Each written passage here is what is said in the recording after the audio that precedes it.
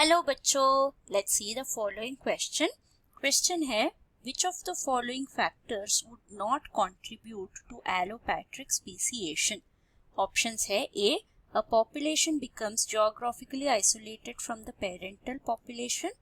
B. The separated population is small and genetic drift occurs.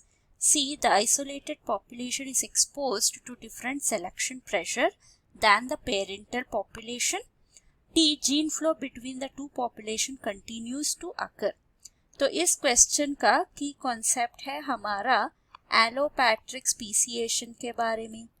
तो पहले तो हम स्पीसिएशन के बारे में जानेंगे, उसके बाद स्पीसिएशन में एक टाइप वो है एलोपैट्रिक के बारे में जानेंगे। तो स्पीसिएशन का मतलब क्या है? ये फॉर्मेशन ऑफ न्यू स्पीशीज होता है। तो अगर हमारे पास एक पेरेंटल स्पीशीज है, उससे जो नेचुरल सिलेक्शन जो फोर्स इस पे एक्ट होता है ओल्ड पॉपुलेशन पे, उससे हमारा न्यू पॉपुलेशन जो है वो डेवलप होता है। तो अगर हम इस एलोपैट्रिक स्पीसिएशन का सीरीज ऑफ इवेंट्स देखें, सीक्वेंस ऑफ इवेंट्स, ये स्टार्ट होता है पहले एक ही स्पीशीज से। तो हम इस स्पीशीज को कहेंगे स्पीशीज एक्स। सो यहाँ पे हमारा स्पीशीज एक्स है जो है हमारा ओरिजिनल पॉपुलेशन। सो पेरेंटल पॉपुलेशन भी बोल सकते हैं, ओरिजिनल पॉपुलेशन। तो बाय चांस क्या होता है, यहाँ पे इस पॉपुलेशन में ये दो स्प्लिट हो जाते हैं, यानी मिडिल में एक बैरियर आ सकता है बाय चांस। ये बैरियर जो है सो जियोग्राफिकल बैरियर बिल्टअप हो जाता है, जियोग्राफिकल बैरियर। इसका मतलब क्या है? फॉर एग्जाम्पल अगर यहाँ पे एक रिवर आ गया, सडनली रिवर फ्लो जो है डाइवर्ट होके इस तरफ आ गया, या फिर एक अर्थक्वेक आ गया और द लैंड जो है वो स्प्लिट अप हो गया। और अगर हम स्मॉल पॉपुलेशन ऑफ बैक्टीरिया के बारे में बात कर रहे हैं, फिजिकल सेपरेशन भी हो सकता है। सो जियोग्राफिकली ये दोनों आइसोलेट हो जाते हैं। तो आगे जाके क्या होगा, ये दोनों पॉपुलेशन में डिफरेंट फोर्सेस है वो एक्ट करेंगे।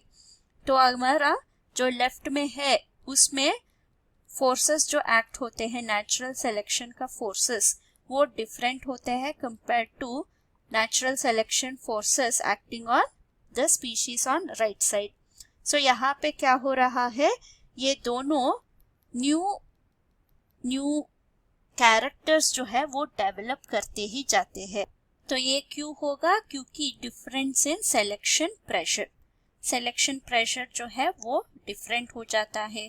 फॉर एग्जाम्पल एक तरफ अगर हम देखें प्रीडेशन ज्यादा हो सकता है, प्रीडेटर्स, और इस तरफ अगर देखें तो यहाँ पे पैथोजन ज्यादा हो सकते हैं, पैथोजन्स। तो ये राइट साइड में जो है वो रेसिस्टेंट होते जाते हैं, लेफ्ट साइड में जो होते हैं वो प्रीडेटर से बचने का न्यू टैक्टिक्स डेवलप करते हैं। तो अगर हम फूड की बात करें, अगर यहाँ पे प्रीडेटर से बचना है तो फूड क्वांटिटी भी उनको फॉरेज करने का एबिलिटी, फॉरेजिंग जो है वो ज्यादा क्विकली होना चाहिए। तो यहाँ पे राइट में पैथोजन को रेसिस्ट करना है तो इनका इम्यून सिस्टम जो है वो डिफरेंटली एक्ट होता है कंपेयर टू लेफ्ट साइड। तो इससे क्या होगा, फ्यूचर में ये दोनों डिफरेंट ऑर्गेनिज्म के जैसा एक्ट करना शुरू कर लेंगे। तो ये एक स्पीशीज बन जाएगा, ये स्पीशीज बन जाएगा। तो इन दोनों को हम स्पीशीज ए, स्पीशीज बी बोल सकते हैं जब इन दोनों में कोई भी जीन फ्लो नहीं होता। तो ये अगर कभी भी अगर बी का इंडिविजुअल ए में आ गया तो भी रिप्रोडक्शन नहीं होता। तो इसको हम जियोग्राफिकल बैरियर से हुआ स्पीसिएशन को एलोपैट्रिक स्पीसिएशन बोलते हैं। तो हमारा आंसर क्या होगा? तो आंसर है, सो स्टेटमेंट 1 देखे, population becomes geographically isolated from parental population, ये है करेक्ट। बी है separated population is small and genetic drift occurs, ये भी करेक्ट है। C isolated population is expose to different selection pressure, ये भी करेक्ट है। तो हमारा रॉन्ग ऑप्शन जो है, रॉन्ग स्टेटमेंट रिगार्डिंग एलोपैट्रिक है, gene flow between two population continue to occur. ये रॉन्ग है, क्योंकि अगर जीन फ्लो है तो ये कभी भी स्पीसिएशन में रिजल्ट नहीं होगा।